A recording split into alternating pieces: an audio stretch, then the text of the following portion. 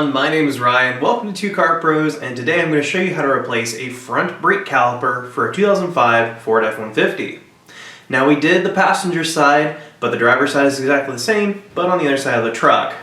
Actually, I ended up replacing that brake caliper too, for a pretty funny reason you'll find out later in the video. Doing this repair yourself will save you hundreds of dollars. I think the brake caliper remanufactured is like $60 with a $50 core charge, so it's $60 if you return the brake caliper you pull off of your truck, which you're going to want to do anyway because you're basically throwing money away if you don't return it. So you can do this job yourself and pay about $60 or so, or you can take it to the mechanic or a dealer in worst case scenario and pay at least $250. I can't see it being any cheaper than that. It's probably more.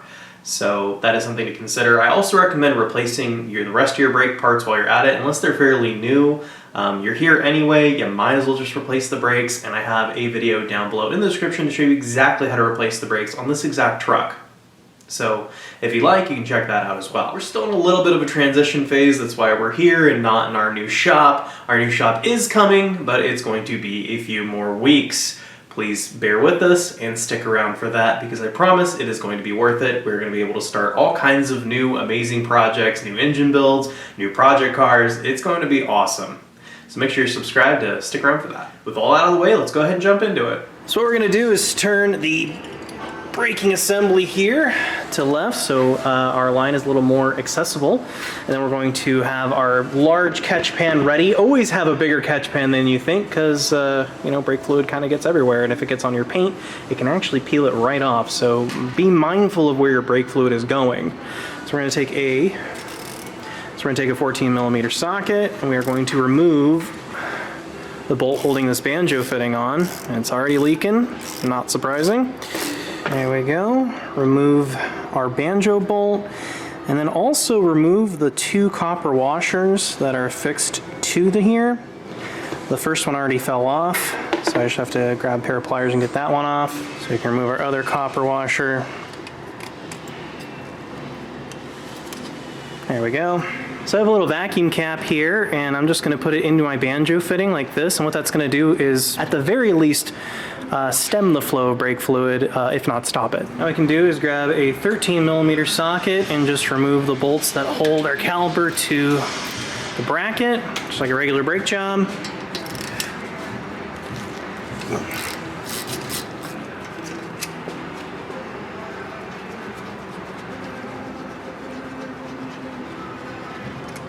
So now we can remove our brake caliper, and since there's no fluid holding it, you can kind of push on the caliper itself if it's a little stuck. But it should just come right off like that. We can remove this thing. See that damage? That is no good. You can't have that. Now I'm going to be replacing these brakes, but I've already shown how to do that in a previous video, so go check that one out. Alrighty, so here's our old caliper. It is in very rough shape, obviously. It's the original one to the truck.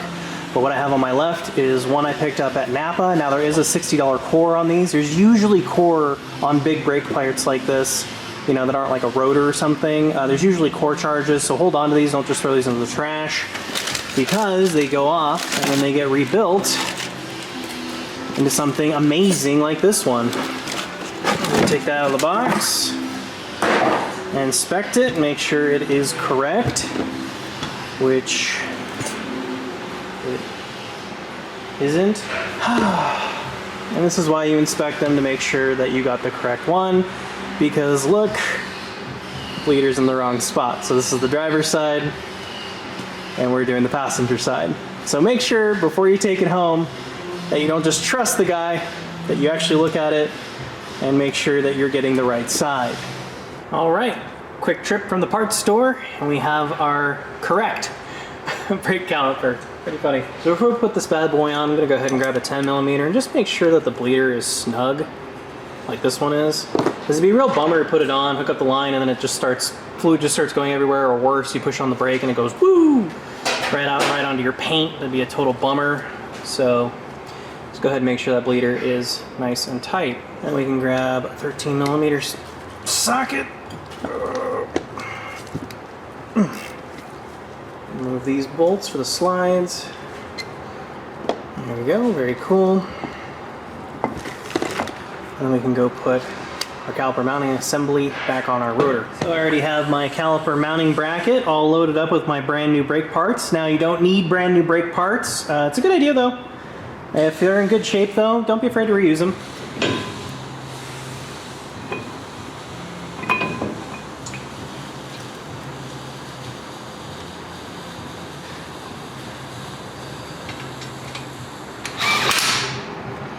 Tighten these 18mm bolts up.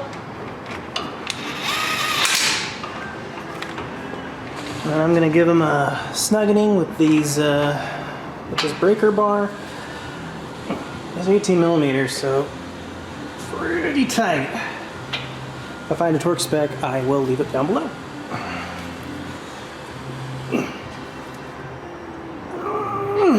Perfect. And then we can replace our brake caliper. Now, if you're doing both at the same time, like we're doing now, the easy way to know which side goes on which is the bleeder will always be up. It will always point up. So that's a really easy way to figure that out. So we replace our brake caliper, just like a regular brake job. Sometimes you have to push on the rotor like this. Sometimes you even have to massage these a little bit to get it started on there. Oh, there we go, perfect. If you find it's really tough to like get the caliper on, check and make sure the slides aren't, you know, out. Make sure that they're nice and compressed in. Then we can replace our bolts. Let's tighten these 13mm up.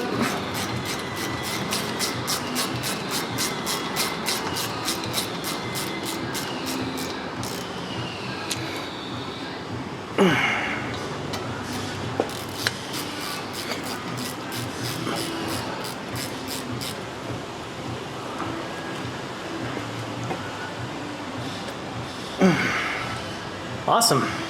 We're nearly there. So when you're putting your banjo bolt back in, make sure you're using the one that came new with your caliper. And then you have to use brand new copper washers no matter what. There's 2 of them. So one goes on, basically this surface here. First you load up one of the copper washers on the banjo bolt. Then you can get your line. Pop out our vacuum cap here. Put your banjo bolt through. Then on this side, place another copper washer, your second one, and then put that into its home.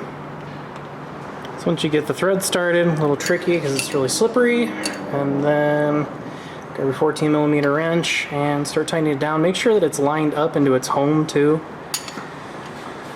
And then just tighten that on.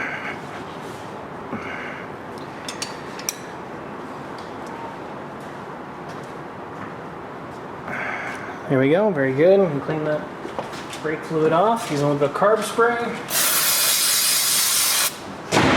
Make sure this is nice and clean. You don't want brake fluid to get where it's not supposed to go. That looks pretty good. And our torque spec today for this 14mm is 26 foot-pounds.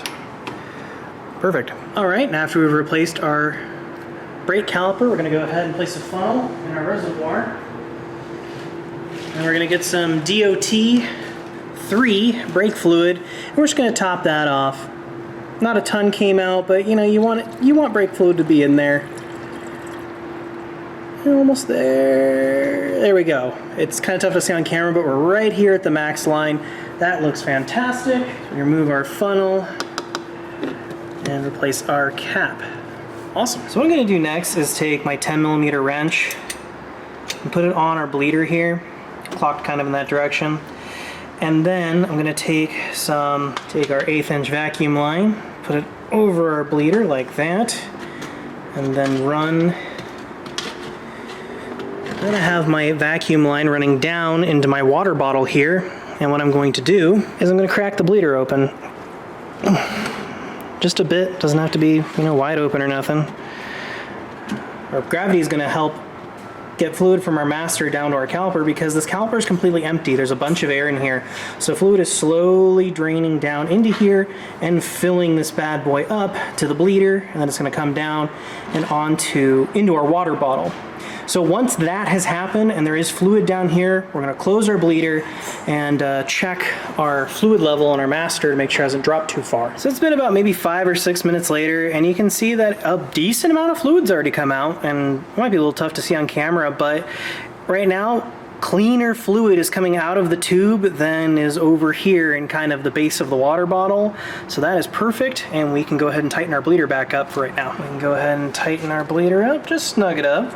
There we go, perfect. I'm gonna leave everything all hooked up for our next stage of bleeding. And I'm gonna go ahead and check our master and make sure that it's still topped up. Apologies in advance for my very rude neighbors who will not turn down their stereo. Anyway, so now that we're gravity bled, I have a helper in the driver's seat, and what I'm going to do is once I've opened this bleeder up, I'm going to have them depress the brake pedal very, very slowly. Once it's at the end of its travel, they're going to tell me, I'm going to close the bleeder, and they're going to let the brake pedal come up very, very slowly, and we're going to be watching for bubbles.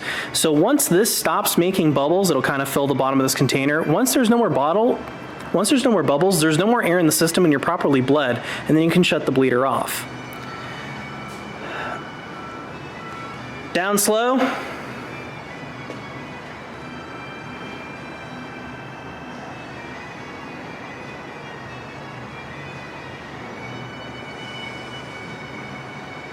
Yeah. Close it up. Up slow.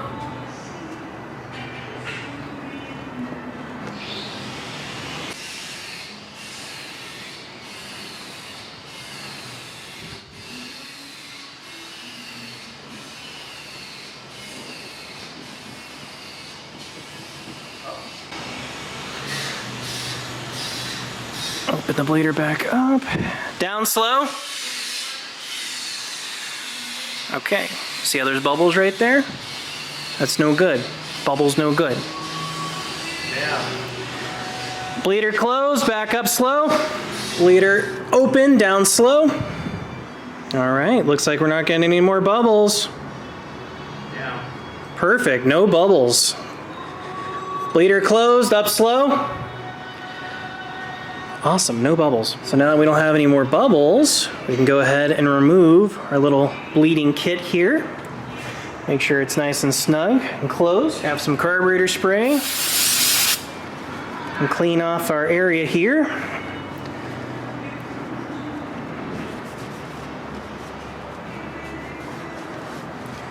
Very cool. Okay, so I have a helper in the driver's seat. What they're gonna do is slowly depress the brake pedal down to its maximum travel and then slowly let it back up.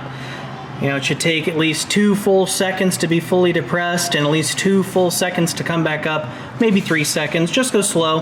And what that's going to do is that's gonna pressurize the brake caliper, and it's gonna push these pistons that are retracted from the factory out and give the brakes the ability to function, because even though they're on the brakes, I can almost rotate this rotor. And then they're going to do that until they get a pretty firm pedal. So down very slowly and coming back up very slowly. You can see just the slightest bit of movement right here. Oh yes, perfect. All right, we now have a firm pedal, and if my helper could depress the brake pedal, now when I grab the rotor, there's no way in heck I can move that. And then of course, replace your all-important dust cap on the bleeder. Perfect. So we can go ahead and check our master and see that it has dropped significantly. Actually, we're gonna grab our brake fluid. Now your brake fluid is specific to your vehicle, so look up which one you need. Ours is a 2005 Ford F-150, so it uses a DOT3. Be very careful when you're adding and fill that back up to its max line. There we go, we are right on the money. Boom. So that is how to replace the brake caliper for a 2005 Ford F-150. It is pretty straightforward. There is nothing special about it. It is just a regular old brake caliper replacement. It's been the same since the dawn of disc brakes. It hasn't really changed at all, and it is pretty darn simple. The only thing that's kind of tricky is finding somebody that can depress a brake pedal slowly and let it come back up slowly. That seems to be a little challenging for people who don't quite understand what you're trying to do, but once you get that through to that person, it is going to be very easy for you. or if you have a power brake kit, those are kind of expensive though. It's much easier just to grab a neighbor or a sibling or a spouse or something and have them help you out. Thank you so much for watching. Make sure you're subscribed, and I'll see you next time.